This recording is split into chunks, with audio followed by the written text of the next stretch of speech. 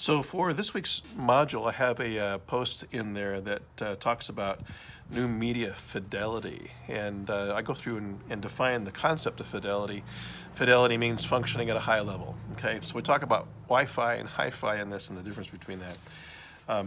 And I get into a bit of Marshall McLuhan as far as a medium as a message. Is the medium, is the message? Yeah, technology has really kind of blurred that line. And what is the medium and what is the message? So I'll have you go through and read that, if you would. But down at the bottom underneath, what does this all mean?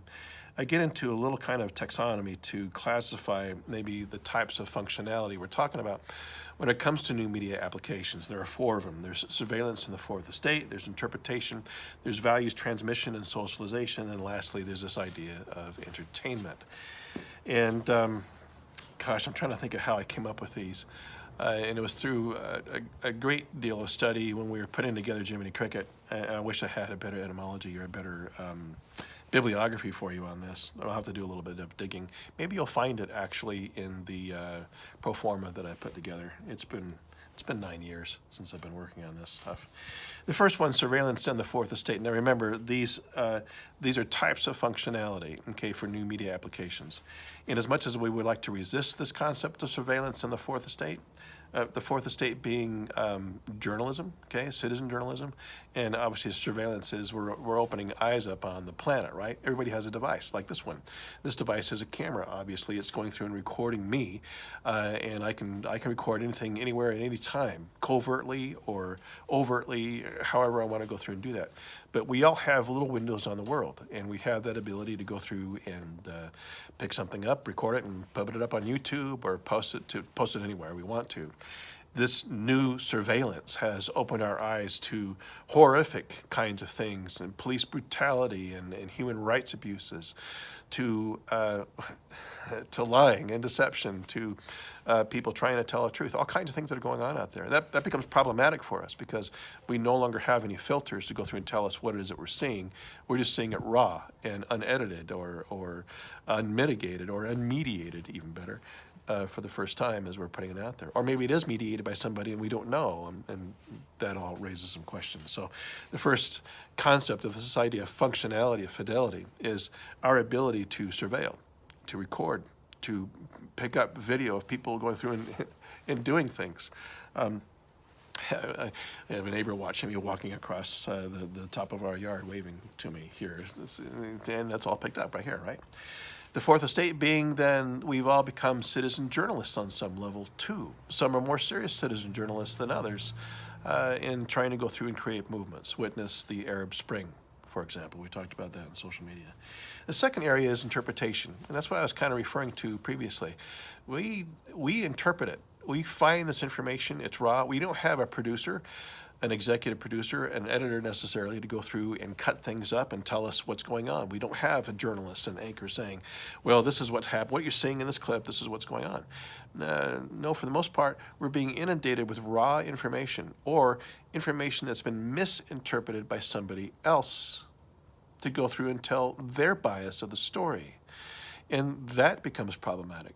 So while I've called these maybe indications of fidelity, these might be indications of infidelity, of non-functioning as far as how things go. But I think the intent initially was to go through from a libertarian standpoint and say, here people, here's your stuff, you create it, you put it out there, you publish it, you distribute it, and then you decide what you want to do with it, you decide how to interpret it, right?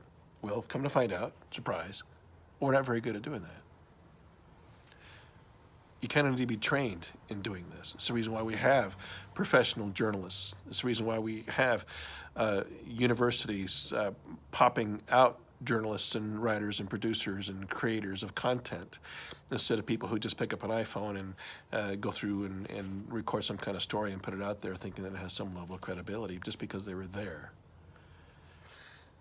Third is this idea of value transmission and socialization, and I beat this horse to death in social media as far as what socialization means, our connecting to each other to go through and share information and put things out there. Values transmission, though, not so much. And yet we're all victims of value transmission now. We are all, if you're listening to this and you live in the United States, you are part of this incredible effort to go through and divide this country. And that falls under this concept of values transmission.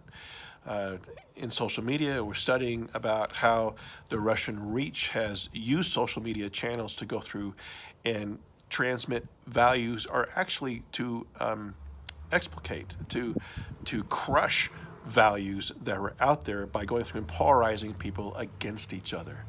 And yet, that's all done through new media applications, or old standard media applications. And the last concept here, as far as new media fidelity, might be the one that is our favorite. It's my favorite. It's entertainment. It's the ability to stream anything you want to watch, or most anything you want to watch at most any given time, as long as you have a Wi-Fi signal and you're up to date on your carrier or whatever the case might be that way. But to be able to be entertained, or to be able to be infotained, as the case might be, or the ability to be well informed. I should probably write that one in there as one of these as well. Nonetheless, we have access to more media now than at any given time in the history of mankind. Now, that's pretty significant. How that media is interpreted, how that media is distributed, how that media is edited,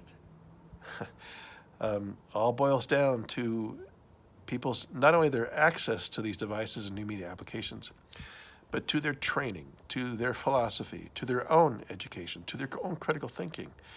And what that's required of you and me is to be better thinkers, is to be, we have to be critically thinking on everything that we are digesting that's around us.